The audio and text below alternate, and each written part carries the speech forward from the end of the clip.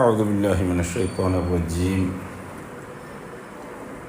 بسم الله الرحمن الرحيم. الحمد لله نحمده ونستعينه ونستغفره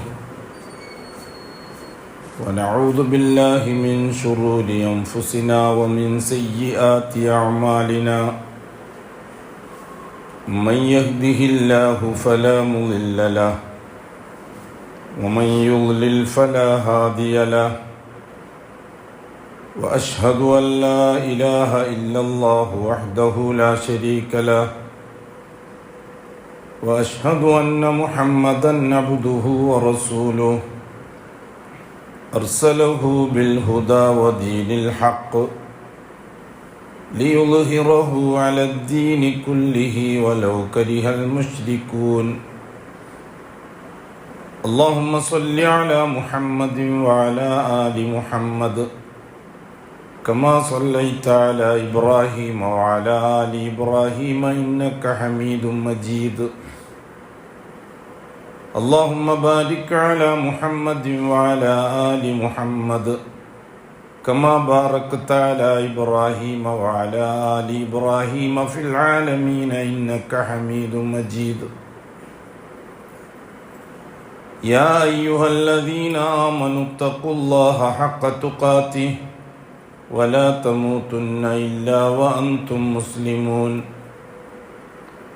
يا أيها الذين آمنوا اتقوا الله وقولوا قولا سديدا يصلح لكم أعمالكم ويغفر لكم ذنوبكم ومن يطع الله ورسوله فقد فاز فوزا عظيما. يا أيها الناس اتقوا ربكم الذي خلقكم من نفس واحدة وخلق منها زوجها وبث منهما رجالا كثيرا ونساء واتقوا الله الذي تساءلون به والأرحام إن الله كان عليكم رقيبا. أما بعد فإن أصدق الحديث كتاب الله وخير الهدي هدي محمد صلى الله عليه وسلم وشر الأمور محدثاتها وكل محدثة بدعة وكل بدعة ضلالة وكل ضلالة في النار. സഹോദരന്മാരെ, സ്നേഹിതന്മാരെ, അല്ലാഹു സുബ്ഹാനഹു വ തആല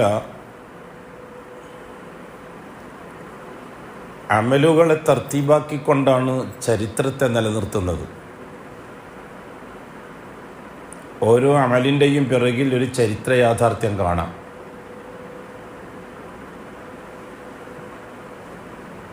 നിസ്കാരത്തെ അല്ലാഹു തആല ഫർളാക്കി. നിസ്കാരവുമായി ബന്ധപ്പെടുത്തിക്കൊണ്ട് അല്ലാഹു തആല ഖിയാമത്ത് നാൾ വരെ നിലനിർത്തുന്ന ചരിത്രം ഇസ്രാഉം മിഅ്റാജിൻ്റേതാണ്. ഇസ്രാഉം മിഅ്റാജും മുഅ്മിനീങ്ങളെ സംബന്ധിച്ചിടത്തോളം ഒരു വലിയ വിഷയമാണ്. അഭൗതിക ലോകം അഷ്റഫുൽ ഖൽക്കിന് കാണിച്ചു കൊടുക്കുകയും ആ ദൃഷ്ടാന്തങ്ങൾ വിശദീകരിച്ചു കൊടുത്ത് ദഅവത്ത് എളുപ്പമാക്കി കൊടുക്കുകയും ചെയ്തു. അതെ, റസൂലുള്ളാഹി സ്വല്ലല്ലാഹു അലൈഹി വസല്ലമ തങ്ങൾ ദാഇയാണ്, റസൂലാണ്.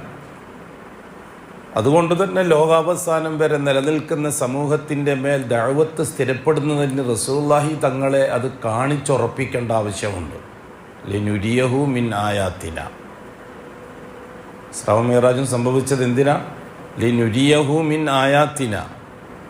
നമ്മുടെ ദൃഷ്ടാന്തങ്ങൾ മുഹമ്മദ് നബിക്ക് കാണിച്ചു കൊടുക്കാൻ വേണ്ടിയിട്ടാണ്. ലോകാവസാനം വരെ സംഭവിക്കാനിരിക്കുന്ന കാര്യങ്ങളൊക്കെ ഇസ്രാഉം മിഅ്റാജുമായിട്ട് ബന്ധിപ്പിച്ച ചരിത്രത്തെ അല്ലാഹു യാഥാർത്ഥ്യമാക്കി.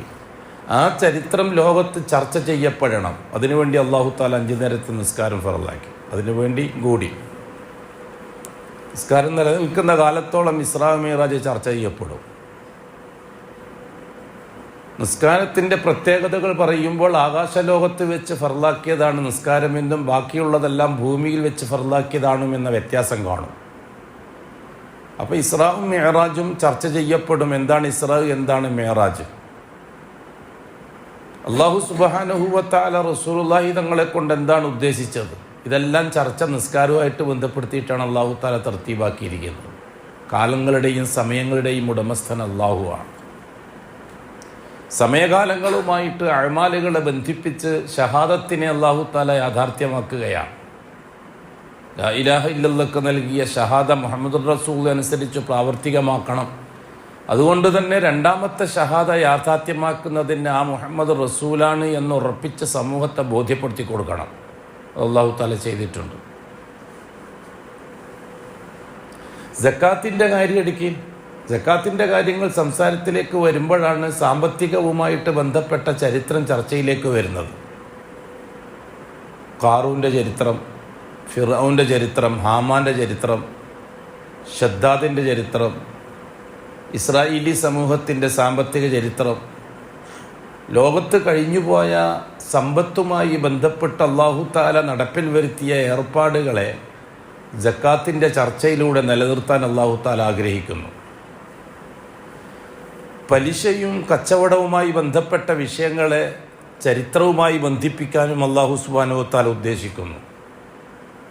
നോമ്പിൻ്റെ കാര്യം, നോമ്പ് ചർച്ച ചെയ്യുമ്പോൾ തന്നെ പൂർവിക സമൂഹത്തിന് മുഴുവനുമുണ്ടായ നോമ്പ്, അതെ, ആദം അലൈഹിസ്സലാത്തു വസ്സലാമിന് ചില ഫിഖിഹിൻ്റെ ഉലമാക്കൾ എഴുതിയിട്ടുണ്ട്, ആദം അലൈഹിസ്സലാത്തു വസ്സലാമിന് 24 മണിക്കൂറായിരുന്നു നോമ്പ് എന്ന്. വിസാലിൻ്റെ നോമ്പായിരുന്നു ആദമിനുണ്ടായിരുന്നത് എന്ന്. ഈ ഉമ്മത്തിൽ അഷ്റഫുൽ ഖൽക്കിന് അനുവദനീയമാണ് വിസാലിൻ്റെ നോമ്പ്. 24 മണിക്കൂർ നോമ്പ് വെക്കുക, മുറിക്കുക, വീണ്ടും നോമ്പ് തുടരുക, അല്ലേ വിസാൽ എന്ന് പറയുന്നത്. ആദം അലൈഹിസ്സലാത്തു വസ്സലാമിന് അല്ലാഹു തആല നോമ്പ് ഫർളാക്കിയതിൻ്റെ പിറകിൽ ഒരു ചരിത്രം പറയുന്നുണ്ട്. പല രീതിയിൽ ആദം അലൈഹിസ്സലാത്തു വസ്സലാമിനെയും ഹവ്വായെയും പരീക്ഷിച്ചു അല്ലാഹ്. എല്ലാ പരീക്ഷണത്തിലും അവർ തോറ്റില്ല, പട്ടിണി കിടത്തി, വിശപ്പിച്ചു, അതിലൊതുങ്ങി. അതുകൊണ്ട് തന്നെ മനുഷ്യൻ വിശപ്പിൻ്റെ മുമ്പിൽ കുമ്പിടും എന്ന രീതി, വിശപ്പിൻ്റെ മുമ്പിൽ പത്തിമടക്കും എന്ന രീതി ചരിത്രത്തിലൂടെ ആദം അലൈഹിസ്സലാത്തു വസ്സലാമിൻ്റെ സംഭവത്തിലൂടെ ലോകത്തിനെ പഠിപ്പിച്ചു. അങ്ങനെ ക്രമേണ ശരീഅത്തുകളിൽ നോമ്പിന് വ്യത്യാസങ്ങളുണ്ടാക്കി. നൂഹ് നബിൻ്റെ ശരീഅത്തിൽ നോമ്പിന് വ്യത്യാസങ്ങളുണ്ടായി. മൂസ നബിൻ്റെ ശരീഅത്തിൽ നോമ്പിന് വ്യത്യാസങ്ങളുണ്ടായി. മുഹമ്മദ് നബിൻ്റെ ശരീഅത്തിൽ നോമ്പ് ഇന്ന് കാണുന്ന രീതിയിൽ ശറഇൽ അല്ലാഹു തആല അവസാനമായ തീരുമാനവുമായി. ഇനി ഒരു റസൂലില്ല, ഒരു നബിയില്ല, ഒരു ശരീഅത്തുമില്ല. ഇതേപോലെ തന്നെ അല്ലാഹു തആല ഹജ്ജുമായി ചരിത്രത്തെ ബന്ധിപ്പിച്ചു. ഹജ്ജിനെ ചരിത്രവുമായി ബന്ധിപ്പിച്ചു. ഹജ്ജിലൂടെ അല്ലാഹു സുബ്ഹാനഹു വ തആല വലിയ സംഭവങ്ങളാണ് നമുക്ക് പറഞ്ഞു തരുന്നത്. ലോകത്ത് നടന്ന അത്യത്ഭുതകരമായ പല സംഭവങ്ങൾക്കും പിന്നീട് ആ സംഭവം എന്തിനെയൊക്കെയാണ് സാക്ഷ്യം വഹിച്ചത്, ഇപ്പോൾ എന്തിനെയൊക്കെയാണ് സാക്ഷ്യം വഹിച്ചുകൊണ്ടിരിക്കുന്നത് എന്ന് പഠിപ്പിച്ചു അല്ലാഹു തആല. അത് നിലനിർത്താൻ, ആ ചർച്ച നിലനിർത്താൻ അല്ലാഹു തആല ദുൽഹജ്ജ് മാസത്തെയാണ് തർത്തീബാക്കിയത്. ദുൽഹജ്ജ് മാസത്തിൻ്റെ ചർച്ച ഇബ്രാഹിം അലൈഹിസ്സലാത്തു വസ്സലാമിൻ്റെ മകൻ ഇസ്മായിൽ അലൈഹിസ്സലാത്തു വസ്സലാമിൻ്റെ പാരമ്പര്യവുമായിട്ട് ബന്ധപ്പെടുത്തി. അതേ സന്ദർഭത്തിൽ തൊട്ടടുത്ത മാസമായ മുഹറം, അതിനെ അല്ലാഹു സുബ്ഹാനഹു വ തആല ഇബ്രാഹിം അലൈഹിസ്സലാത്തു വസ്സലാമിൻ്റെ രണ്ടാമത്തെ മകൻ ഇസ്ഹാഖ് നബിൻ്റെ ചരിത്രവുമായിട്ടും ബന്ധപ്പെടുത്തി. എന്നിട്ട് ഈ രണ്ട് ചരിത്രത്തെയും അല്ലാഹു തആല പിന്നെ ചേർക്കുന്നത് എവിടെയാണ്? മുഹമ്മദുർ റസൂലുള്ളാഹി സ്വല്ലല്ലാഹു അലൈഹി വസല്ലം എല്ലാവരുടെയും പ്രവാചകനായി പ്രഖ്യാപിക്കുന്ന രംഗമാണ് പിന്നെ നാം കാണുന്നത്. അവിടെ പിന്നെ ഇസ്മായിലികളുടെ പ്രവാചകൻ, ഇസ്രായേലികളുടെ പ്രവാചകൻ എന്ന രീതിയല്ല പിന്നെ നമ്മൾ കാണുന്നത്. അതിന് അല്ലാഹു സുബ്ഹാനഹു വ തആല ചെയ്ത വർഷങ്ങളോളം, പതിറ്റാണ്ടുകൾ, നൂറ്റാണ്ടുകളോളം നടന്ന സംഭവങ്ങളെ ചരിത്രത്തിൻ്റെ മുത്തുമണികളായി കോർത്ത് മുഹമ്മദീ ഉമ്മത്തിൽ ഹജ്ജ് ഫർലാക്കുക വഴി ആ ചരിത്രത്തെ ആവർത്തിക്കാൻ എത്ര സുന്ദരമായിട്ടാണ് അല്ലാഹു തആല പഠിപ്പിക്കുന്നത്. അല്ലാഹുവിൻ്റെ രീതി അതാണ്. അല്ലാഹു സുബ്ഹാനഹു വ തആല കാര്യങ്ങളിൽ ഇടപെടുന്ന രീതി അതാണ്. സമയകാല ബന്ധമല്ല അല്ലാഹുവിൻ്റെ ഇടപാടുകൾ. സമയകാല ബന്ധങ്ങളുള്ള നമുക്കാണ് ഇന്നലെ, ഇന്ന്, നാളെ എന്ന വിഷയം വരുന്നത്. ഒരുപാട് കാലം മുമ്പ്, ഒരുപാട് കാലത്തിന് ശേഷം എന്ന ചർച്ച വരുന്നത് മനുഷ്യരായ നമുക്കാണ്. അള്ളാഹുവിന് ആ ചർച്ചയില്ല. അള്ളാഹുവിനെല്ലാം ഇന്നുകളാണ്. നമുക്ക് സംഭവിക്കുന്നതെല്ലാം, കഴിഞ്ഞുപോയതെല്ലാം നൂറ്റാണ്ടുകൾക്ക് മുമ്പ്, അത് സഹസ്രാബ്ദങ്ങൾക്ക് മുമ്പ് എന്ന് നാം പറയും. വരാനിരിക്കുന്നതെല്ലാം നൂറ്റാണ്ടുകൾക്ക് ശേഷം എന്ന് നാം പറയും. അങ്ങനെ മുമ്പ് ശേഷം എന്ന് പറയാൻ അള്ളാഹുവിനില്ല. അള്ളാഹുവിനെല്ലാം ഇന്നാണ്. അതുകൊണ്ട് തന്നെ അള്ളാഹുവിനെ സംബന്ധിച്ചിടത്തോളം ഒന്നിനും ദൈർഘ്യമില്ല. ഹസ്രത്ത് യൂസുഫ് അലൈഹി സ്വലാത്തു വസ്സലാമിൻ്റെ ചരിത്രത്തിലൂടെ എത്ര സുന്ദരമായിട്ടാണ് അള്ളാഹുവിൻ്റെ ഇടപെടലിൻ്റെ രീതി, തദ്ബീറിൻ്റെ ടെക്നോളജി നമുക്ക് പഠിപ്പിച്ചു തരുന്നത്, ആ മെത്തഡോളജി. യൂസുഫ് അലൈഹി സ്വലാത്തു വസ്സലാമിൻ്റെ സംഭവം എവിടെ നിന്നാണ് തുടങ്ങുന്നത്? യൂസുഫ് അലൈഹി സ്വലാത്തു വസ്സലാം ഒരു സ്വപ്നം കാണുന്നു രാത്രി ഉറങ്ങുമ്പോൾ. രാവിലെ പുലർന്നപ്പോൾ ബാപ്പാനോട് ആ സ്വപ്നം പോയിട്ട് പറഞ്ഞു കൊടുക്കുന്നു. ബാപ്പ, ഇന്നി റഅയ്തു അഹദ അശറ കൗകബൻ ഫശംസ വൽ ഖമറ റഅയ്തുഹും ലീ സാജിദീൻ.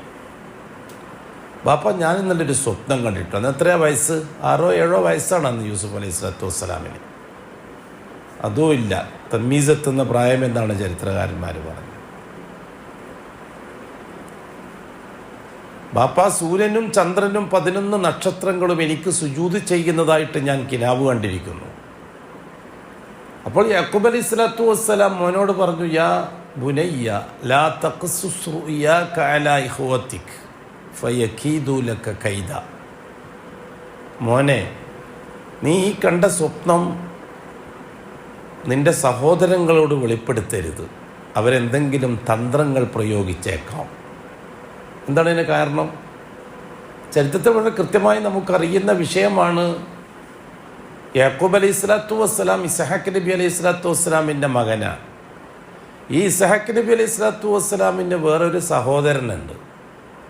യാക്കൂബ് അലൈഹി സ്വലാത്തു വസ്സലാം പ്രവാചകത്വം ആർക്കാണ് നൽകുക, ആരാണ് ഉണ്ടാകുക എന്നതിനെ സംബന്ധിച്ച് ജ്യേഷ്ഠാഞ്ചന്മാരും അവരുടെ ഉമ്മമാരും തമ്മിൽ തർക്കം വന്നപ്പോൾ പ്രശ്നങ്ങളൊക്കെ ചരിത്രത്തിൽ നമ്മൾ വായിച്ച് എടുത്തിട്ടുണ്ട്. അങ്ങനെയാണല്ലോ ഇസ്ഹാഖ് അലൈഹി സ്വലാത്തു വസ്സലാമിൻ്റെ ഒരു മോൻ്റെ ബുദ്ധിമുട്ട് സഹിക്കാൻ കഴിയാതെ യാക്കൂബ് അലൈഹി സ്വലാത്തു വസ്സലാം കൻആനിലേക്ക് നാട് വിടുന്നത്. ഉമ്മാൻ്റെ നിർബന്ധപ്രകാരം ഉമ്മാൻ്റെ വീട്ടുകാരത്ത് പോയി താമസിക്കുകയായിരുന്നു യാക്കൂബ് അലൈഹി സ്വലാം. പ്രശ്നങ്ങളാണ്. ഈ പ്രശ്നങ്ങളില്ലാതെ അങ്ങനെ നോർമലായിട്ട് ജീവിക്കുക എന്നുള്ളത് മൃഗങ്ങളുടെ രീതിയാണ്. പ്രവാചകന്മാരുടെയൊക്കെ കുടുംബത്തിലുണ്ടായ സംഭവങ്ങൾ കേട്ടാൽ നമ്മൾ അതിശയപ്പെട്ടു പോകും. പ്രശ്നങ്ങളില്ലെങ്കിൽ മനുഷ്യനെന്തിനാ കൊള്ളുക? നമ്മളൊരു പ്രശ്നമില്ലാണ്ട് ഇങ്ങനെ ഉണങ്ങാണ്ട് ഇങ്ങനെ ജീവിച്ചു പോവുക, അതൊന്നും ശരിയാവില്ല.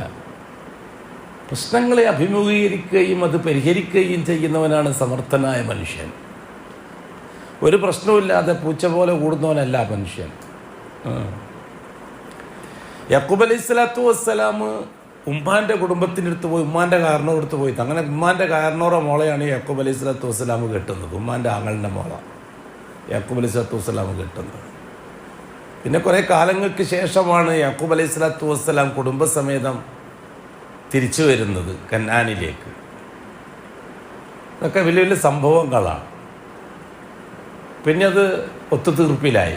യാക്കൂബ് അലൈഹി സ്വലാത്തു വസ്സലാം അങ്ങനെയാണ് നബിയാകുന്നത്. ഇസ്ഹാഖ് നബി അലൈഹി സ്വലാത്തു വസ്സലാമിൻ്റെ പാരമ്പര്യത്തിൽ ഇസ്ഹാഖ് അലൈഹി സ്വലാത്തു വസ്സലാം ദുആ ചെയ്യുകയായിരുന്നു, എൻ്റെ ഈ മോന് നീ അള്ളാഹുവെ പ്രവാചകത്വം കൊടുക്കണം, എൻ്റെ പാരമ്പര്യം. ഇബ്രാഹിം അലൈഹി സ്വലാത്തു വസ്സലാം ദുആ ചെയ്തതുപോലെ. പക്ഷേ യാക്കൂബ് അലൈഹി സ്വലാത്തു വസ്സലാം ഈ മോൻ എന്ന് പറഞ്ഞത് ശരിക്ക് ഉദ്ദേശിച്ചത് മറ്റേ മോനെയായിരുന്നു, യാക്കൂബിനെ ആയിരുന്നില്ല. പക്ഷേ യാക്കൂബായിരുന്നു ആ സന്ദർഭത്തിൽ ഉപ്പാക്ക് ഹിദ്മത്ത് എടുത്തുകൊണ്ടിരുന്നത്. ഇസ്ഹാഖ് അലൈഹി സ്വലാത്തു വസ്സലാം വയസ്സായപ്പോൾ കണ്ണ് കാണൂലായിരുന്നു. അങ്ങനെ മോനെ ഏതാണെന്ന് തിരിയാതെ, മോനെ നിന്നെ അള്ളാഹു പ്രവാചകനാക്കട്ടെ ദുആ ചെയ്ത് ദുആ കബൂലായി. അത് മറ്റേ ജ്യേഷ്ഠന് പിടിച്ചില്ല, ജ്യേഷ്ഠൻ്റെ ഉമ്മാക്കും പിടിച്ചില്ല. അങ്ങനെയാണ് പ്രശ്നം ഉണ്ടായത്.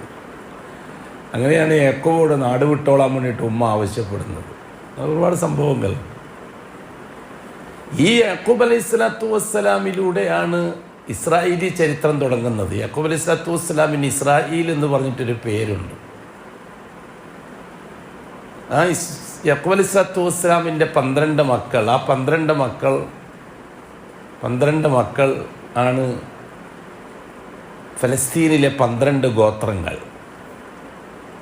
ഈ 12 ഗോത്രങ്ങൾക്ക് വേണ്ടിയിട്ടാണ് 12 നദികളെ അല്ലാഹു തആല ഒഴുക്കി കൊടുത്തത്. ഇസ്ന അശറ ഫംഫജറത്ത് മിൻ ഹുസ്നത്ത അശറത്ത ഐന, പാറ പൊട്ടി വെള്ളം വന്ന് 12 ഓരോ ഗോത്രക്കാർക്ക് വേണ്ടി. ഈ യാക്കൂബ് അലൈഹി സ്വലാത്തു വസ്സലാമിൻ്റെ രണ്ടാമത്തെ ഭാര്യയിലുള്ളതാണ് യൂസുഫ് അലൈഹി സ്വലാത്തു വസ്സലാം. ആദ്യത്തെ ഭാര്യയിലുള്ളത് 10 ആൺമക്കളാണ്. ഈ രണ്ടാമത്തെ ഭാര്യയിലുള്ള മക്കളോട് വലിയ ഇഷ്ടമായിരുന്നു യാക്കൂബ് അലൈഹി സ്വലാത്തു വസ്സലാമിന്, യൂസുഫിനോടും ബിന്യാമീനോടും. ഈ സ്നേഹം മനസ്സിൽ വെച്ചുകൊണ്ടാണ് കിനാവിൻ്റെ തഅബീറുകൾ അറിയുന്ന യാക്കൂബ് അലൈഹി സ്വലാത്തു വസ്സലാം മോനോട് പറഞ്ഞത്, നീ നിൻ്റെ കാക്കമാരോടൊന്നും ഈ സ്വപ്നം പറയാൻ നിൽക്കണ്ട, അവർക്കിത് ദഹിക്കൂല. ഈ ചർച്ച ആര് കേൾക്കുന്നു? 10 ആളുടെ മറ്റേ ഭാര്യ 10 ആളുടെ ഉമ്മ കേൾക്കുന്നു. 10 ആളുടെ ഉമ്മ കേൾക്കുന്നു. പക്ഷെ അതിലൊരു വലിയ കഥയുള്ളത്, ആ ഉമ്മാൻ്റെ കീഴിലാണ് ഈ 2 മക്കൾ വളരുന്നത്. യൂസുഫ് അലൈഹി സ്വലാത്തു വസ്സലാമിൻ്റെ ഉമ്മ അവർ കനാനിലേക്ക് വരുന്ന വഴിയിൽ തന്നെ മരിച്ചുപോയിരുന്നു. അങ്ങനെ ഉമ്മയില്ലാതെയാണ് മക്കൾ വളരുന്നത്. ഉമ്മാൻ്റെ സ്ഥാനത്തുള്ളത് ബാപ്പാൻ്റെ മറ്റേ ഭാര്യയാണ്. ബാപ്പാക്കാവട്ടെ ഉമ്മയില്ലാത്ത മക്കൾ എന്നുള്ള നിലക്ക് യൂസുഫിനോടും ബിന്യാമിനോടും വലിയ ഇഷ്ടമായിരുന്നു. ആ ഇഷ്ടം ആർക്ക് ഇഷ്ടമായിരുന്നില്ല? ആദ്യത്തെ ഭാര്യയ്ക്ക് ഇഷ്ടമായിരുന്നില്ല. 10 മക്കൾ ഉപ്പക്ക് ഇഷ്ടമായിരുന്നില്ല. അതുകൊണ്ട് തന്നെ ബാപ്പാൻ്റെ പ്രത്യേക സ്നേഹത്തിന് കാരണമാകുന്ന വഴിയിൽ നിന്നൊക്കെ തടയുമായിരുന്നു. ഈ സ്വപ്നത്തിൻ്റെ കാര്യം പറയുമ്പോൾ ആ ഉമ്മ അപ്പുറത്തെ മുറിയിൽ നിന്ന് കേൾക്കുന്നുണ്ടായിരുന്നു. അന്നത്തെ വീടാണല്ലോ. അങ്ങനെയാണ് ജ്യേഷ്ഠന്മാരെ വിളിച്ചിട്ട് ഉമ്മ പറയുന്നത്, സൂക്ഷിച്ചോളണം, ഇങ്ങനൊരു സംഭവം നടന്നിട്ടുണ്ട്. ബാപ്പ എല്ലാ അവകാശങ്ങളും പ്രവാചകത്വ അവകാശങ്ങളെല്ലാം യൂസുഫിന് കൊടുക്കാൻ സാധ്യതയുണ്ട്. ഇങ്ങനൊരു സ്വപ്നം കണ്ടുവെന്നും സ്വപ്നത്തിൻ്റെ വ്യാഖ്യാനം ഇന്നതാണെന്നുമൊക്കെ ബാപ്പ മോനോട് പറയുന്നത് ഞാൻ കേട്ടിട്ടുണ്ട് എന്ന്. അങ്ങനെയുള്ള കുടുംബ പ്രശ്നങ്ങൾ ഉണ്ടാവുക. നബിയാന്ന് പറഞ്ഞിട്ട് കുടുംബ പ്രശ്നം ഇല്ലാണ്ടാക്കും. പ്രശ്നങ്ങൾ ഉണ്ടാവണം. അതല്ലേ മനുഷ്യൻ്റെ ബുദ്ധിക്ക് ആരോഗ്യം വരുന്ന എപ്പോഴാണ്? ചിന്തക്കും ബുദ്ധിക്കും മൈൻഡിനൊക്കെ ആരോഗ്യം വരുന്ന പ്രശ്നങ്ങൾ ഉണ്ടാകുമ്പോഴാണ്. അല്ലെങ്കിൽ ഇങ്ങനെ മരവിച്ച് കിടക്കൂലേ? മനഃപ്പാഠം പഠിക്കുന്ന ഖുർആൻ മനഃപ്പാഠം പഠിക്കുന്ന ഒരു കുട്ടീൻ്റെ ബുദ്ധിയും അല്ലാത്ത കുട്ടീൻ്റെ ബുദ്ധിയും ഒരുപോലെയാണോ? മനഃപ്പാഠം പഠിക്കുന്ന കുട്ടീൻ്റെ ബുദ്ധി എപ്പം പ്രവർത്തിച്ചുകൊണ്ടിരിക്കുകയല്ലേ, അതുകൊണ്ട് എപ്പോൾ അതിൻ്റെ എനർജി കൂടിക്കൊണ്ടിരിക്കും. യാക്കൂബ് അലൈഹി സ്വലാത്തു വസ്സലാമിനെ സംബന്ധിച്ചിടത്തോളം ഒരു വലിയ വിഷയം തന്നെയായി. അത് മനസ്സിൽ വെച്ചുകൊണ്ടായിരുന്നു ആ മൂത്തുമ്മ കളിച്ചുകൊണ്ടിരുന്നത്. അതുകൊണ്ടാണ് യൂസുഫ് അലൈഹി സ്വലാത്തു വസ്സലാമിനോട് പറഞ്ഞത്, മോനെ, ഈ സ്വപ്നം നീ നിൻ്റെ സഹോദരങ്ങളോട് പറയണ്ട, അവരെന്തെങ്കിലും തന്ത്രങ്ങൾ പ്രയോഗിക്കാൻ ഇടയുണ്ട്. കാരണം അത് മനസ്സിലാക്കിക്കൊണ്ടാണ് ബാപ്പ അത് പറയാൻ കാരണം. ആ സംഭവം അവിടെ അവസാനിച്ചു. യൂസുഫ് അലൈഹി സ്വലാത്തു വസ്സലാം സ്വപ്നം കണ്ടതും യാക്കൂബ് അലൈഹി സ്വലാത്തു വസ്സലാം അതിൻ്റെ വ്യാഖ്യാനം പറഞ്ഞു കൊടുത്തതും ഒക്കെ, അതിൻ്റെ സമാധാനം പറഞ്ഞു കൊടുത്തതും ഒക്കെ അള്ളാഹുവിൻ്റെ അടുക്കൽ ഒറ്റ രേഖയാണ്. അടിമകളുമായി ബന്ധപ്പെടുമ്പോൾ യാക്കൂബ് അലൈഹി സ്വലാത്തു വസ്സലാമിൻ്റെ മാനസികാവസ്ഥ വേറെ, യൂസുഫ് അലൈഹി സ്വലാത്തു വസ്സലാമിൻ്റെ മാനസികാവസ്ഥ വേറെ, ഉമ്മാൻ്റെ മാനസികാവസ്ഥ വേറെ, ജ്യേഷ്ഠന്മാരുടെ മാനസികാവസ്ഥ വേറെ. അത് വ്യത്യസ്ത ഫയലുകളാണ്. എന്നാൽ ഇതെല്ലാം കൂടി അള്ളാഹുവിൻ്റെ അടുക്കൽ ഒറ്റ ഫയലാണ്. അത് മനസ്സിലാക്കാനാണ് അള്ളാഹു തആല ചരിത്രം നമുക്ക് പറഞ്ഞു തരുന്നത് തന്നെ. മോമിനീകൾക്ക് എന്തൊരു സന്തോഷമാണ്. അള്ളാഹുവിൻ്റെ ഇടപെടലുകൾ പഠിപ്പിച്ചിരുന്ന രീതിയാണത്. പിന്നെ രണ്ടാമത്തെ സംഭവം നടക്കുന്നത് എപ്പോഴാണ്?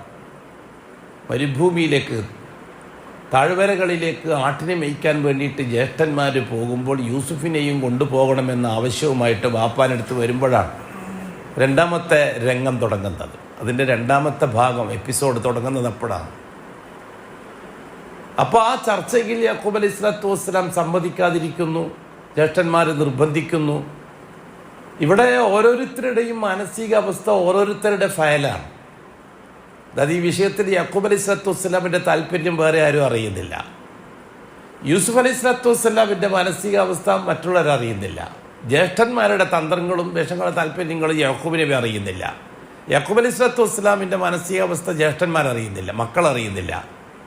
കാരണം ഓരോരുത്തരെയും പ്രശ്നങ്ങൾ ഓരോരുത്തർക്കും പ്രത്യേകം സെപ്പറേറ്റ് ഫയലാണ് അള്ളാഹു തീരുമാനിച്ചിരിക്കുന്നത്. പക്ഷെ ഇതെല്ലാം കൂടി അള്ളാഹുവിൻ്റെ അടുക്കൽ ഒറ്റ ഫയലാണ്.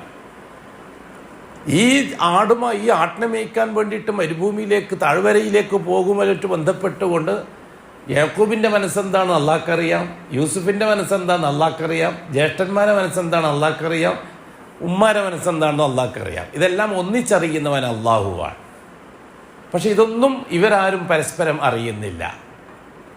ഈ പരസ്പരം അറിയാത്ത വിഷയങ്ങളെ പരസ്പരം യോജിപ്പിച്ചുകൊണ്ടാണ് മൂന്നാമത്തെ രംഗത്തേക്ക് അള്ളാഹു താല വിഷയങ്ങളെ കടത്തിക്കൊണ്ടുപോകുന്നത്. അതെന്തായിരുന്നു? യൂസുഫ് അലൈഹി സ്വലാത്തു വസ്സലാം കിണറ്റ് എറിയപ്പെടുന്നു.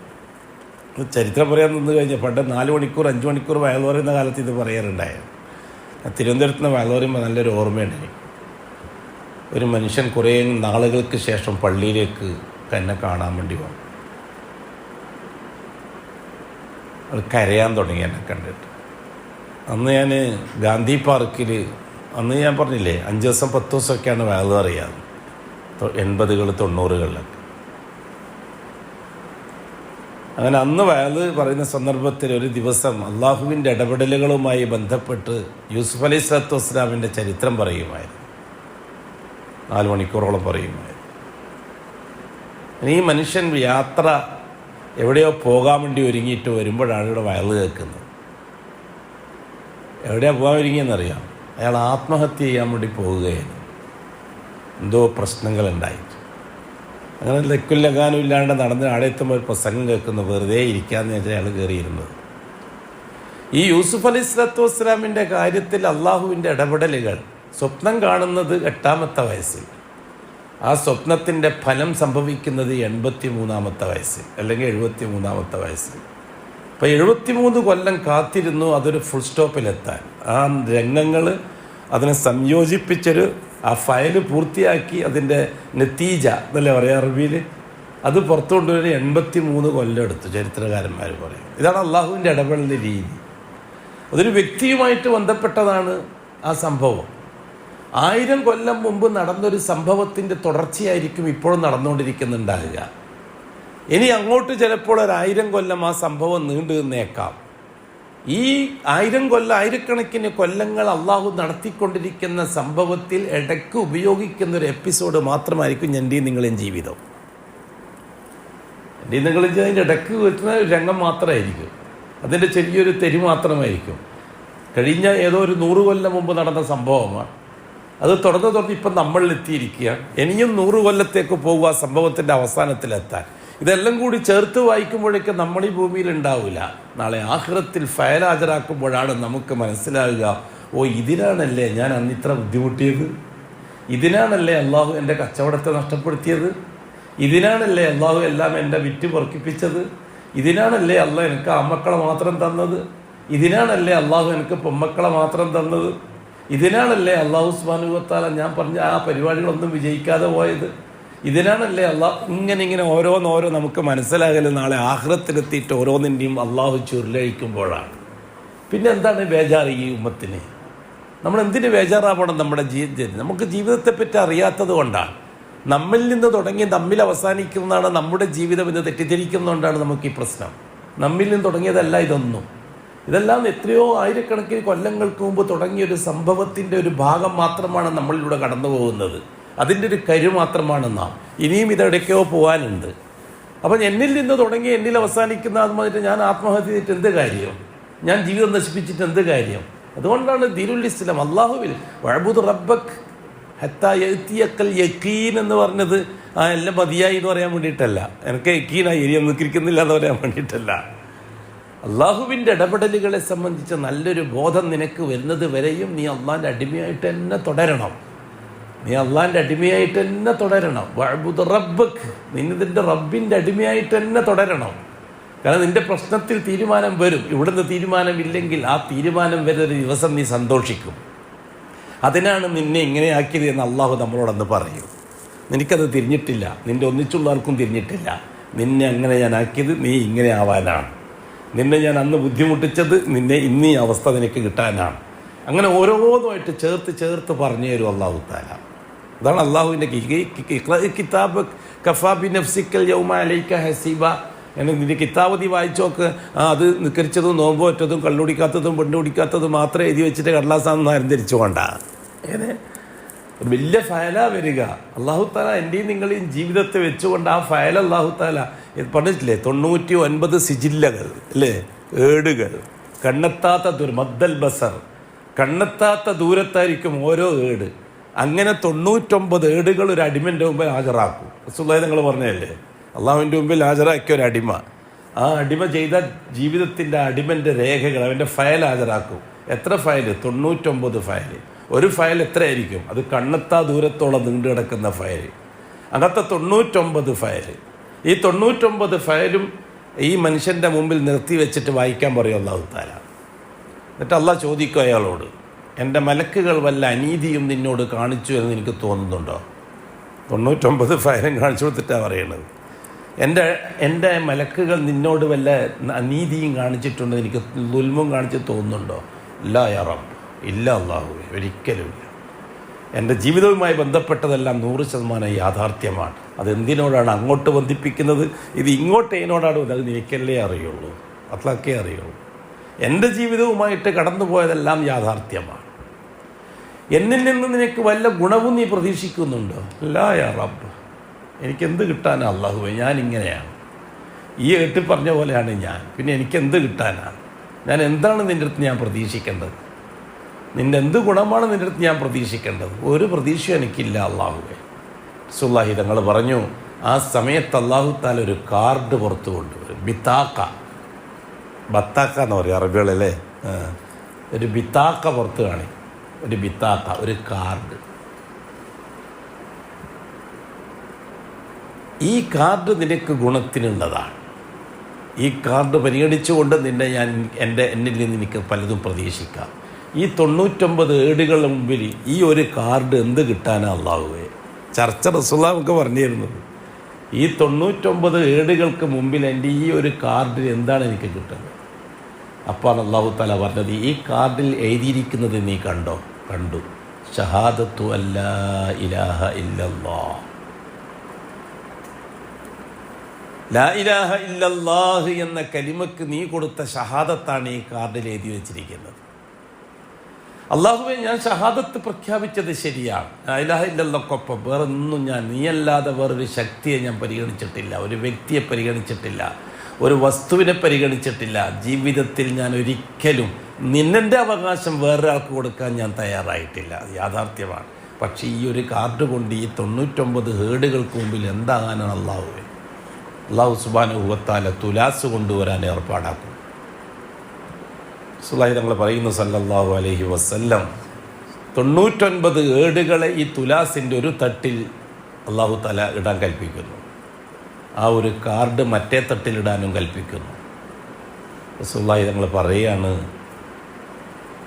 ആ ബിത്താക്കയുടെ തുലാസ് തൂക്കം കൂടുകയും 99 ഏടുകളുടെ തുലാസ് തൂക്കം കുറയുകയും ചെയ്യുന്നു.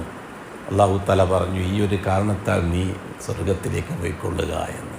അല്ലാഹു അക്ബർ. ഇതാണ് അല്ലാഹു സുബ്ഹാനഹു വ തആല മനുഷ്യരുടെ കാര്യത്തിൽ, മുഅ്മിനീങ്ങളുടെ കാര്യത്തിൽ ഇടപെടുന്ന രീതി. നിരാശപ്പെടാൻ എന്താണ് മുഅ്മിനീങ്ങൾക്കുള്ളത്?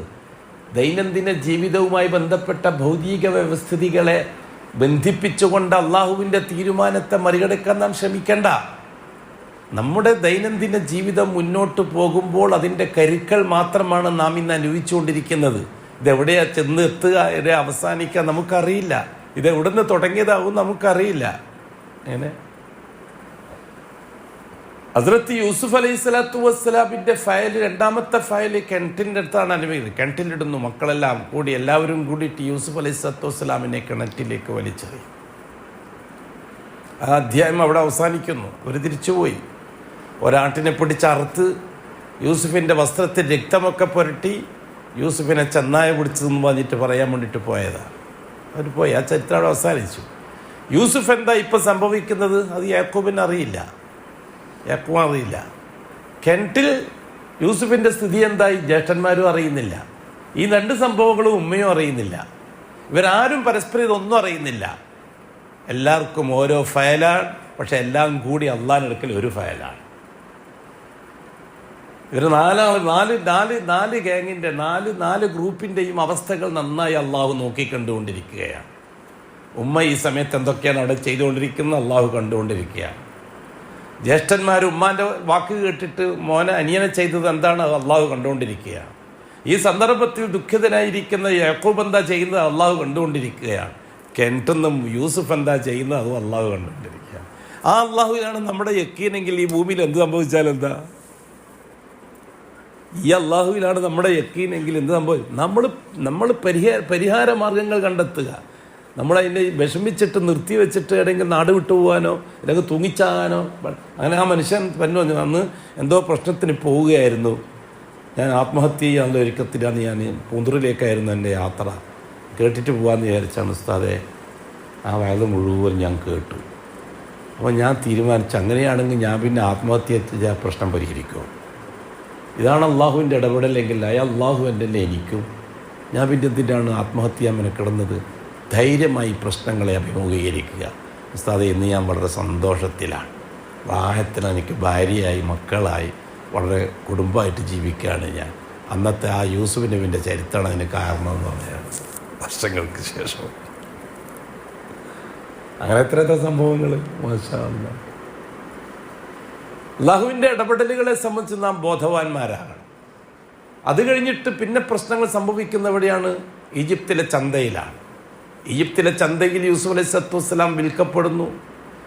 ആഫ്രിക്കയിൽ നിന്ന് വരുന്ന കച്ചവട സംഘം വേറൊരു കക്ഷി, യൂസുഫ് എന്തായി എന്നറിയാതെ വിഷമിക്കുന്ന ജ്യേഷ്ഠന്മാർ, ഇവരെന്തൊക്കെയാണ് ചെയ്തത് എന്ന് മനസ്സിലാക്കാത്ത യാക്കൂബ് നബി, ഇതിനെല്ലാം ചൂട്ടുപിടിച്ചു കൊടുത്ത ഭാര്യ, ഇതെല്ലാം വേറെ വേറെ ഫയലുകളാണ്. പക്ഷെ അള്ളാഹുവിൻ്റെ അടുക്കൽ ഇതെല്ലാം ഒറ്റ ഫയലാണ്. അടുത്ത രംഗം അരങ്ങേറുന്നത് എവിടെയാണ്? ഈജിപ്തിലെ അസീസ് രാജാവിൻ്റെ കൊട്ടാരത്തിലാണ്. പ്രധാനമന്ത്രി അസീസിൻ്റെ ഭാര്യ സുലൈഖ ചരിത്രത്തിൽ എങ്ങനെയാണ് കാണുന്നത്? യൂസുഫ് പോറ്റുമോൻ. ആ രംഗം അങ്ങോട്ട് പോയി. എവിടെ നിന്ന് തുടങ്ങിയതാ? കന്നാനിൽ നിന്ന് തുടങ്ങിയത്, യാക്കൂബ് നബിൻ്റെ വീട്ടിൽ നിന്ന് തുടങ്ങിയത്.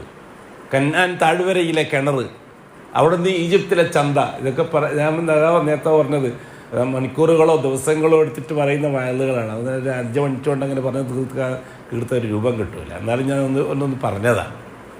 അള്ളാഹു അവൻ്റെ രീതിശാസ്ത്രം നമുക്ക് പറഞ്ഞു തരുമെന്ന് പറയാൻ എത്ര. അതുകൊണ്ട് നല്ല ധൈര്യമായിരിക്കണം അള്ളാഹുവിൻ്റെ കാര്യത്തിൽ, ധൈര്യമായിരിക്കണം. ഇന്ന് നാളെ എന്നുള്ള നിലക്ക് കാത്ത് കെട്ടിയിരിക്കണം. എൻ്റെ അള്ളാഹ് ഇടപെടും, എൻ്റെ അള്ളാഹ് ഇടപെടും, എൻ്റെ അള്ളാഹ് ഇടപെടും. അഥവാ ഇടപെട്ടിട്ടില്ലെങ്കിൽ ആ ഫയൽ അള്ളാഹു, എൻ്റെ ഫയൽ ക്ലോസ് ആവും, അടുത്ത ഫയൽ തുടങ്ങും. നാളെ എല്ലാം കൂടി ഹാജരാകുമ്പോൾ എൻ്റെ കാര്യം അവിടെ തീരുമാനമാകും. ധൈര്യമായല്ലോ ജീവിതത്തിൽ. എന്താണ് പ്രശ്നം? പിന്നെ യൂസുഫ് അലൈഹിസ്സലാത്തു വസ്സലാം കൊട്ടാരത്തിൽ നിന്ന് ജീവിച്ച് പിന്നെ പോകുന്നത് ജയിലിലേക്കാണ്. 6ാമത്തെ എപ്പിസോഡ് തുടങ്ങുന്ന അവിടെയാണ്. ജയിലിലെത്താൻ കാരണങ്ങളൊക്കെ നിങ്ങൾക്ക് നന്നായിട്ട് അറിയാം, ചരിത്രം വായിക്കുന്നവർക്കും പഠിക്കുന്നവർക്കും, പരിശുദ്ധ ഖുർആൻ സൂറത്ത് യൂസുഫ് വായിക്കുന്നവർക്കൊക്കെ. 6ാമത്തെ എപ്പിസോഡ് ജയിലിൽ വെച്ചാണ് തുടങ്ങുന്നത്. സുദീർഘമായ കാലഘട്ടം ജയിലിലായി, സുദീർഘമായ കാലഘട്ടം. അതിലും വലിയ കഥകളുണ്ട്. ജയിൽവാസത്തിൻ്റെ സന്ദർഭത്തിൽ ജയിൽ മോചിതരാകുന്ന 2 പേര്, യൂസുഫ് അലൈഹിസ്സലാത്തു വസ്സലാം അതിനിടയ്ക്ക് ദാഇയായി, അള്ളാഹുവിനെ പറ്റി പറഞ്ഞു കൊടുക്കുന്ന പ്രാസംഗികനായി.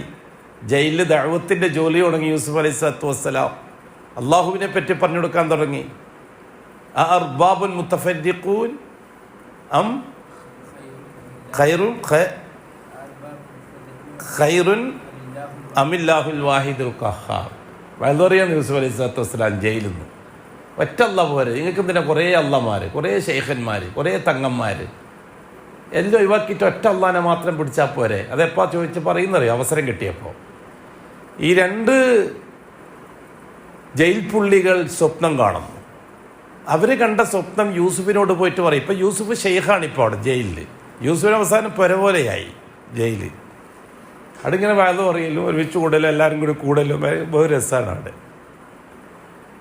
ആ സമയത്ത് യൂസുഫ് അലൈഹിസ്സലാത്തു വസ്സലാം വ്യാഖ്യാനം പറഞ്ഞു കൊടുക്കുന്നു. ആ വ്യാഖ്യാനം അനുസരിച്ച് 2 ആളും ഒഴിവാകുന്നു, ഒരാൾ തൂക്കിലേറ്റപ്പെടുന്നു, ഒരാൾ മോചിതനാകുന്നു. ഈ മോചിതനാകാൻ സാധ്യതയുണ്ട് എന്ന് സ്വപ്നത്തിലൂടെ യൂസുഫ് പറഞ്ഞ ആളോട് യൂസുഫ് അലൈഹിസ്സലാത്തു വസ്സലാം പറഞ്ഞു, നീ രാജാവിൻ്റെ അടുത്ത് എത്തിയാൽ എൻ്റെ കാര്യം ഒന്ന് പറയണം. ഉദ്കുർനി ഇൻദ റബ്ബിക്, എൻ്റെ കാര്യം ഒന്ന് യൂസുഫെ നിങ്ങൾ രാജാവിനെ ഒന്ന് ഓർമ്മിപ്പിക്കണം. എന്താ കാര്യം? ഒന്നുമില്ലാതെ, രേഖകളില്ലാതെ വിചാരണ തടവുകാരനെ പോലെ കഴിഞ്ഞുകൂടുകയാണ്. ഫയലില്ല, ജയിൽ പുള്ളി എന്നുള്ള അയാൾക്ക് റെക്കോർഡില്ല. ഭാര്യയോടുള്ള പിരിസം കൊണ്ട് ഭാര്യൻ്റെ അരിശം തീർക്കാൻ വേണ്ടിയിട്ട് ഭർത്താവ് ചെയ്തു കൂട്ടിയതാണ് അധികാരം വെച്ചുകൊണ്ട്. അസീസ് പ്രധാനമന്ത്രിയുടെ അധികാരം ദുരുപയോഗിച്ചുകൊണ്ട് യൂസുഫിനെ കൊണ്ടുപോയി ജയിലിട്ടതാണ്. അതിന് കേസ് രജിസ്റ്റർ ചെയ്യുകയോ കോടതിയിലോ ഒന്നും ചെയ്തിട്ടില്ല. അതുകൊണ്ട് തന്നെ യൂസുഫിനെ സംബന്ധിച്ച ഒരു റെക്കോർഡും ഭരണകൂടത്തിൻ്റെ അടുത്തില്ല. യൂസുഫ് അലൈഹി സ്വലാത്തു വസ്സലാം പോയിട്ട് പറയാൻ ഒന്ന് ഓർമ്മിപ്പിക്കണം, ഇങ്ങനെ യൂസുഫ് എന്ന് പറഞ്ഞിട്ട് ഒരുത്തനുണ്ട് ജയിലിൽ എന്നൊന്ന് ഓർമ്മിപ്പിച്ചാൽ മതിയെന്ന്. അത് അള്ളാഹ്ക്ക് ഇഷ്ടപ്പെട്ടില്ല. അതാണ് പറഞ്ഞത്, അള്ളാഹിൻ്റെ ഇടപെടൽ. ഓരോ സംഭവത്തിലും അള്ളാഹിൻ്റെ ഇടപെടലുണ്ടാവും. ആ വിഷയത്തിൽ അള്ളാഹു തആലക്ക് അത് ഇഷ്ടപ്പെട്ടില്ല. ഇതുവരെ ഞാൻ നേരെ നിൻ്റെ കാര്യം നോക്കിയിട്ട് ഇപ്പം നിനക്കെന്തിനാ ഒരു രാജാവ് അല്ലേ? അങ്ങനെ അള്ളാന്ന് പറഞ്ഞ് നടക്കും. പിന്നെ ഒരു ഘട്ടത്തിലെത്തുമ്പോൾ പിന്നെ ശൈഖന്മാരായിരിക്കും. ഇങ്ങനെ കുറേ ആൾക്കാരുണ്ട്. അള്ളാഹിനെ വിട്ടിട്ട് ഇപ്പോൾ ശൈഖന്മാരെ പിന്നാലെ പോകുന്ന ആൾക്കാർ, അങ്ങനെ കുറേ ആൾക്കാർ. പെട്ടെ വിഷയം മാറ്റുന്നില്ലേ പറഞ്ഞ പിന്നെ എന്തെല്ലോ പറയണ്ടേ. ഇവരെ അള്ളാന്ന് പറഞ്ഞ് നടന്നിട്ടിപ്പം പെട്ടെന്ന് പിന്നെ അത് രാജാവ്. ആ പോയ ആൾ അള്ളാഹു തആല മറപ്പിച്ചാണ്. താരീഖിൻ്റെ ഉലമാക്കൾ എഴുതിയിട്ടുണ്ട്, ഉദ്കുർനി എന്ന വാക്കിന് 6 അക്ഷരങ്ങളുണ്ട്. അലിഫ്, ദാല്, കാഫ്, റാ, നൂന്, യാ. ഒരക്ഷരത്തിന് 1 കൊല്ലം ഫെയിൻ, 6 കൊല്ലം ജയിലിലധികം കിടക്കേണ്ടി വന്നു. താരീഖിൻ്റെ ഉലമാക്കൾ എഴുതിയിട്ടുണ്ട് 6 കൊല്ലം ജയിലിലധികം കിടക്കേണ്ടി വന്നു. ആരുടെ അഡ്രസ്സില്ല, ഒരു ചർച്ചയുമില്ല, വിചാരണയില്ല, തെളിവില്ല. അങ്ങനെ ജയിലിൽ കൂടി. അല്ലാഹു സുബ്ഹാനഹു വ തആല വേറെ വഴിക്ക് വേറെ കഥ തുടങ്ങുന്നു. എന്താണ് ആ കഥ? രാജാവ് സ്വപ്നം കാണും. വർഷങ്ങൾക്ക് ശേഷം സ്വപ്നം മന്ത്രിമാരെല്ലാം വിളിച്ചിരുത്തിയിട്ട് സ്വപ്നത്തിൻ്റെ വ്യാഖ്യാനം പറയാൻ പറ്റുന്ന ആലിമീങ്ങൾ നിങ്ങളുടെ കൂട്ടത്തിലുണ്ടോ? അവർ അൽഗാസു അഹ്ലാം എന്ന് പറഞ്ഞിട്ട് തള്ളുന്നു. ഇതെല്ലാം പൊയ്ക്കനാവുകളാണ്, വിട്ടേക്കാണ്. ഈ സന്ദർഭത്തിൽ അന്ന് ജയിൽ മോചിതനായവൻ ഇപ്പോൾ കള്ള് വായിച്ചു കൊടുക്കുന്ന, മദ്യം ഒഴിച്ചു കൊടുക്കുന്ന ജോലി തുടരുകയാണ്. ആ മദ്യത്തിൻ്റെ പേരിലാണ് അവൻ ജയിലിൽ പോയത്. ആ ജോലി തിരിച്ചു കിട്ടിയവൻ. ആ സമയത്ത് ഈ ചർച്ച ഇവൻ കേൾക്കുന്നു. രാജാക്കൻ മന്ത്രിക്കെല്ലാം വെള്ളം ഒഴിച്ചു കൊടുക്കുമ്പോൾ ചർച്ച കേൾക്കുന്നു. അപ്പോഴയാൾ പറയുന്നത്, രാജാവേ, എനിക്ക് മറന്നുപോയതാണ്, പണ്ട് ജയിലിൽ നിന്ന് വരുമ്പോൾ ഒരാളുണ്ടായത്, അയാൾക്ക് നന്നായിട്ട് സ്വപ്ന വ്യാഖ്യാനം അറിയാം. ഞങ്ങൾ അങ്ങനെ ഒരു വ്യാഖ്യാനം കേട്ടിട്ട് വന്നവരാണ്. അല്ലാഹു തആല അവസരങ്ങൾ ഒപ്പിക്കുന്ന രീതി മനസ്സിലായല്ല. പിന്നെ എന്തേ നമുക്ക് വിശ്വസിക്കാം? എല്ലാം അള്ളാഹ്ക്ക് വിട്. ഫതവക്കൽ അലല്ലാഹ്, ഹസ്ബി അല്ലാഹ് എന്ന് വെച്ചിട്ട് അങ്ങാണ്ട് ഇങ്ങനെ കുത്തിരിക്കണമെന്നാ അല്ല. നമ്മൾ അസ്ബാബുകളെ നമ്മൾ ഇസ്തിമാൽ ചെയ്തുകൊണ്ടേയിരിക്കുക. ഇടപെടുന്ന കാര്യമായിരിക്കും അല്ലാഹു തആലക്ക്. അനുവദിക്കപ്പെട്ട അസ്ബാബുകളെ ഉപയോഗിച്ച് നാം എപ്പോഴും സജീവമായിരിക്കണം. നമ്മളെപ്പോഴും സജീവമായിരിക്കണം. പ്ലാൻഡ് ആയിരിക്കണം നമ്മുടെ പ്രോഗ്രാംസൊക്കെ. സുമാറാകാൻ പാടില്ല. ഏതായാലും അള്ളാഹ് തീരുമാനിച്ചേ നടക്കുള്ളൂ. പിന്നെ ഞാൻ കെട്ടിട്ട് എന്താ കാര്യം? ഇല്ല, അത് ചിന്തിക്കാനേ പാടില്ല. അപ്പോൾ പിന്നെ അല്ലാഹു തആല വേറൊരു തീരുമാനത്തിലേക്ക് പോകും. ആ വിഷയം നിന്റെ മെനക്കെടലുമായിട്ടാണ് ഞാൻ എൻ്റെ ഖളാഇനെ ബന്ധിപ്പിച്ചിരിക്കുന്നത് എന്ന് അല്ലാഹു തആല പറഞ്ഞാൽ കുടുങ്ങിയില്ല നമ്മൾ. ഏതായാലും അള്ളാഹ് വിധിച്ചേ നടക്കുള്ളൂ. എടോ, നിന്റെ പ്രവർത്തനവുമായിട്ടാണ് എൻ്റെ വിധി എന്ന് എനിക്കറിയില്ലല്ലോ. അപ്പോൾ നീ പ്രവർത്തിക്ക്. നിന്നോട് കൽപ്പിക്കപ്പെട്ടത് ഫഫൽ മാ തുഉമർ, നിന്നോട് കൽപ്പിക്കപ്പെട്ടത് നീ പ്രവർത്തിക്ക്. അപ്രവൃത്തിയായിട്ടായിരിക്കും അള്ളാഹുവിൻ്റെ ഖളാ ബന്ധിപ്പിക്കുന്നുണ്ടാകുക. അപ്പോൾ പിന്നെ അള്ളാഹു ഖദർ ചെയ്താൽ പിന്നെ ഞാൻ ചെയ്ത് എന്താ കാര്യം ചോദിക്കുന്നതിന് അർത്ഥമില്ലല്ലോ. അള്ളാഹു അദ്ദുആ ലാ യുറദ്ദു ദുആ ഇല്ലാ ബിൽ ഖളാ, ലാ യറുദ്ദുൽ ഖളാ ഇല്ലാ ബിദ്ദുആ. അങ്ങനല്ലേ? അള്ളാഹുവിൻ്റെ തീരുമാനങ്ങളെ മാറ്റാൻ ദുആകൾക്ക് കഴിയുമെന്നല്ലേ റസൂലുള്ളാഹി തങ്ങൾ പറഞ്ഞിരിക്കുന്നത്. നമ്മൾ ദുആ ചെയ്തിട്ട് എന്താ കാര്യം? അള്ളാഹ് തീരുമാനിച്ചു കഴിഞ്ഞാൽ, എടോ, അള്ളാഹുവിൻ്റെ തീരുമാനം നിന്റെ ദുആവുമായിട്ടാണ് അള്ളാഹ് ബന്ധിപ്പിച്ചിരിക്കുന്നതെങ്കിലോ നീ കൊടുക്കൂലേ? അപ്പം പിന്നെ അള്ളാഹ് തീരുമാനിച്ചത് ഞാൻ ദുആ ചെയ്തിൻ്റെ കാര്യം പറഞ്ഞ അർത്ഥം, നിന്റെ ദുആനെ അള്ളാഹു തആല ആ തീരുമാനമായിട്ട് ബന്ധിപ്പിച്ചിട്ടുണ്ടെങ്കിൽ, ആ തീരുമാനം പോലും മാറ്റാൻ നിന്റെ ദുആക്ക് കഴിയുമെന്ന് അല്ലാഹുവിൻ്റെ റസൂൽ പറഞ്ഞിട്ടുണ്ടെങ്കിൽ, അതുകൊണ്ട് നമ്മളെപ്പോഴും ആക്റ്റീവായിരിക്കണം. കഴിയുന്നില്ല, ബുദ്ധിമുട്ട് ഒന്നുമില്ല. നമ്മളോട് ഏൽപ്പിക്കപ്പെട്ട ജോലി നമ്മൾ സജീവമായിരിക്കണം. ഏത് മേഖലയാണോ അള്ളാഹു നമ്മളെ ഏൽപ്പിച്ചിരിക്കുന്നതിൽ നല്ല ആക്റ്റീവായിരിക്കണം, സജീവമായിരിക്കണം. അത് കിട്ടുന്ന ശമ്പളത്തിൽ കണക്കായിട്ട് ജോലി ചെയ്യുന്ന രീതി ഉണ്ടാകാൻ പാടില്ല. എന്താ പറയാ? കിട്ടുന്ന ശമ്പളത്തിൽ കണക്കായിട്ട് ജോലി ചെയ്യരുത്. ശമ്പളം തീരുമാനിച്ചു കഴിഞ്ഞു, ജോലിയും നിശ്ചയിച്ചു കഴിഞ്ഞു. ഇനി നമ്മൾ ആ ശമ്പളത്തിന് വേണ്ടിയല്ല ജോലി ചെയ്യുന്നത്, ജോലിക്ക് വേണ്ടിയാണ് ജോലി ചെയ്യുന്നത്. കാരണം അത് അള്ളാഹുമായിട്ടുള്ളൊരു കരാറാണ്. അള്ളാഹു ഏൽപ്പിച്ചൊരു ജോലിയാണ്. അത് അമാനത്ത്. ഒരു കച്ചവടക്കാരൻ കോടിക്കണക്കിന് ഉറുപ്പ്യ ഉണ്ടാക്കിയിട്ട് ഇനി ഞാൻ അനങ്ങാണ്ട് കൂടുകയാണ്, എനിക്ക് എൻ്റെ ആവശ്യമില്ല, 4 തലമുറ തന്നെൻ്റെ സമ്പത്ത് ഞാൻ ഉണ്ടാക്കി വെച്ച് ഇനി ഞാൻ കച്ചവടം ചെയ്യുന്നില്ല എന്ന് തീരുമാനിച്ചാൽ ചിലപ്പം പച്ചവെള്ളം കുടിക്കാൻ കിട്ടാണ്ട് നീ നിൻ്റെ കുടുംബവും എന്നോട് വന്നില്ല. കാരണം കച്ചവടം അമാനത്താണ്. കച്ചവടം നിൻ്റെ ജീവിത മാർഗമായിട്ടല്ല അള്ളാഹ് വന്നിരിക്കുന്നത്, അമാനത്തായിട്ട് നിന്നെ ഏൽപ്പിച്ചതാണ് അള്ളാഹു. മരിക്കുന്നത് വരെ നീ കച്ചവടം ചെയ്തോളണം. കച്ചവടക്കാരൻ മരിക്കുന്നവരെ കച്ചവടം ചെയ്തോളണം. എനിക്ക് ജീവിക്കാനായി, എൻ്റെ ഭാര്യ മക്കൾക്കൊക്കെ ഇഷ്ടം പോലെ ആയി നോക്കിയിട്ട് നിന്നെ അടങ്ങിയിരിക്കാൻ നിന്നെ അള്ളാഹു അനുവദിക്കുന്നില്ല. നിന്നെ ഏൽപ്പിച്ച ജോലി നീ കൃത്യമായി നിർവഹിച്ചോളണം. അത് അമാനത്താണ്. കച്ചവടക്കാരന് കച്ചവടം അമാനത്താണ്. അങ്ങനെ ഓരോ ജോലിയും ഓരോരാൾക്കും അമാനത്താണ്. ഓരോ ജോലി ഓരോരാൾക്കും അമാനത്താണ്. ആ അമാനത്തിൽ കൃത്യനിഷ്ഠ പാലിക്കേണ്ടത് ആവശ്യമാണ്. അതുകൊണ്ട് നാം സജീവമാകണം. അള്ളാഹുവിൻ്റെ തീരുമാനത്തിന് വിട്ടിട്ട് നാം നിർവീര്യരാവരുത്. എനിക്കല്ല അങ്ങനെയാണ് വിധിച്ചത്, പറയേ ചെയ്യരുത്. മൂമിൻ്റെ വായുന്നത് വരാൻ പാടില്ല. അല്ലെന്താ വിധിച്ചത് എനിക്കറിയില്ല, ഇതെന്നോട് അള്ളാഹു ചെയ്യാൻ പറഞ്ഞ കാര്യമാണ്, അത് ഞാൻ ചെയ്തിരിക്കും. ഞാൻ പണ്ടേ പറയാറുണ്ട്, ഈ തെക്കോട്ട് പോകുന്ന വണ്ടി കയറിയിട്ട് വടക്കോട്ടെത്തണമെന്ന് ദുആ ചെയ്താൽ ദുആ ആവില്ല. കോഴിക്കോടേക്കാൻ പോകേണ്ടത് കാഞ്ഞങ്ങാട് റെയിൽവേ സ്റ്റേഷൻ ടിക്കറ്റ് കോഴിക്കോടേക്ക്. അപ്പോൾ ഒരു വണ്ടി വന്നു, മംഗലാപുരത്തേക്കുള്ള വണ്ടിയിൽ അയാൾ കയറിയിരുന്നു. ഇത് അയാൾ ദുആ ചെയ്യുക, അള്ളാഹുവേ നീ എന്നെ കോഴിക്കോട് എത്തിക്കണേ അല്ലാ. പിരാന്താണ്, ദുആ എന്ന് പറയില്ല, അതിന് പിരാന്ത് എന്നാണ് പറയുക. കാര്യം മംഗലാപുരത്തേക്ക് വന്ന വണ്ടി കയറി എന്നിട്ട് കോഴിക്കോട് എത്തിക്കണേ ദുആക്കണമെന്ന് പറഞ്ഞാൽ പിരാന്തല്ലെങ്കിൽ പിന്നെ എന്താ നീ ടിക്കറ്റ് എടുക്കണം. മോളെ വണ്ടിയന്മാർ പറയാറുണ്ട്, 75 കിലോ തൂക്കമുള്ള ശരീരം വണ്ടി കയറ്റി വെക്കണം, എന്നിട്ട് 75 ഗ്രാം തൂക്കമുള്ള നാവുകൊണ്ട് അള്ളാഹുവേ ഞാൻ കോഴിക്കോടേക്ക് പോവുകയാണ്, നീ എന്നെ എത്തിച്ചേരണമെന്ന് പറയണം. ഇപ്പോൾ 75 കിലോ തൂക്കമുള്ള ശരീരം മംഗലാപുരത്തേക്കുള്ള വണ്ടി കയറ്റി വെക്കുക, എന്നിട്ട് 75 ഗ്രാം തൂക്കമുള്ള നാവ് കൊണ്ട് കോഴിക്കോടത്രയും ദുആ ചെയ്യുക. ഇതെങ്ങനെ വെക്കുക? വളരെ വളരെ വളരെ കാര്യമായിട്ടായിരിക്കും നമ്മൾ ഈ കാര്യങ്ങൾ ചിന്തിക്കേണ്ടത്. ഹദ്റത്ത് യൂസുഫ് അലൈഹി സ്വലാത്തു വസ്സലാം അപ്പോൾ രാജാവ് അയാളെ വിളിക്കാൻ വേണ്ടി പോകാൻ വേണ്ടി ഏർപ്പാടാക്കി. രാജയുമായിട്ട് രാജാവ് ഇത് അറിയുന്നില്ല, ഇങ്ങനെ ഒരു യൂസുഫുള്ള കാര്യം, ജയിലുള്ള കാര്യം ഒന്നും രാജാവ് അറിയുന്നില്ല. കാരണം ഫയലില്ല, ഓഫീസിൽ ഫയലില്ല. അസീസാണ് കൊണ്ടുപോയി അവിടെ ഇട്ടത് ഭാര്യയ്ക്ക് വേണ്ടിയിട്ട്. പിന്നെ ആരും അത് അറിയാൻ പോകുന്നില്ല. അസീസ് വിചാരിച്ച് അവിടെ നിന്ന് നശിച്ചോളുന്നു. എവിടെ? അള്ളാഹുവിൻ്റെ തീരുമാനം. അങ്ങനെയൊന്നും നശിപ്പിക്കാൻ ആരെങ്കിലും മെനക്കെട്ടത്. അത് തവളകളെ കൊണ്ട് മാത്രമേ അത് കഴിയുള്ളൂ. തവളകൾ ലാ ഹൈശുമലും, തെരിമൂക്കില്ലാത്ത തവളകൾ വിചാരിക്കും ഞാൻ വിചാരിച്ചാൽ എന്ത് നടക്കുന്നു? ഒന്നും നടക്കൂല. എല്ലാം അള്ളാഹുവിൻ്റെ നിയന്ത്രണത്തിൽ വിടുക. വഫൗക തഖ്ദീരിന ലില്ലാഹി തഖ്ദീറു വഫൗക തദ്ബീരിന ലില്ലാഹി തദ്ബീറു. നമ്മുടെ കണക്ക് കൂട്ടലുകൾക്ക് മുകളിൽ അള്ളാഹ്ക്കൊരു കണക്ക് കൂട്ടലുണ്ട്. നമ്മുടെ നടപടിക്രമങ്ങൾക്ക് മുകളിൽ അള്ളാഹ്ക്കൊരു നടപടിക്രമമുണ്ട്. വഫൗക കുല്ലി ദി ഇൽമിൻ അലീം. യൂസുഫ് സൂറത്തുള്ള ആയത്താണ്. എല്ലാ അറിവാക്കന്മാരുടെയും മുകളിൽ ഒരു അള്ളാഹ് ഉണ്ട്. ആ അള്ളാഹ് ആരാണ്? റബ്ബുന, നമ്മുടെ റബ്ബാണ്. ഖാലു റബ്ബുനല്ലാഹ്, ഖാലു റബ്ബുനല്ലാഹ്. നീ അടങ്ങിയിരിക്കും, എൻ്റെ റബ്ബ് അള്ളാഹുവാണ്. അങ്ങനെ പറയണം ധൈര്യമായിട്ട്. ഖാലു റബ്ബുനല്ലാഹ് പോരാ, സുമ്മസ്തഖാമു, അതിൽ ഉറച്ചു നിൽക്കുകയും ചെയ്യണം.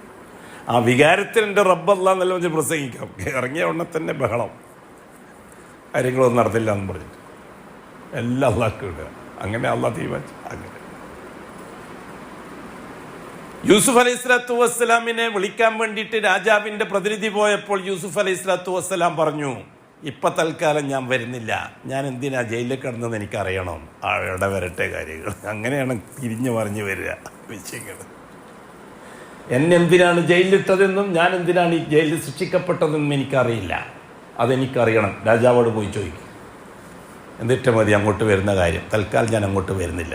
അള്ളാഹ് ഒരാൾക്ക് ധൈര്യം കൊടുത്താൽ പിന്നെ ആ ധൈര്യം ഇല്ലാതെ ധൈര്യമായിരിക്കും. ഇത് രാജാവ്, എന്താ മന്ത്രി, എന്ത് കുന്ത്രി.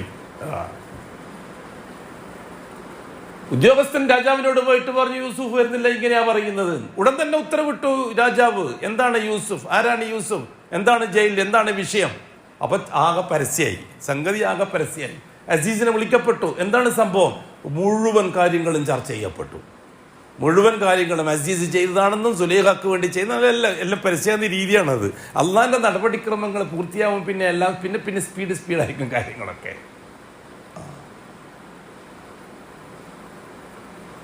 യൂസുഫ് അലൈഹി സ്വലാത്തു വസ്സലാം നിരപരാധിയാണെന്ന് തെളിയിക്കപ്പെട്ടു.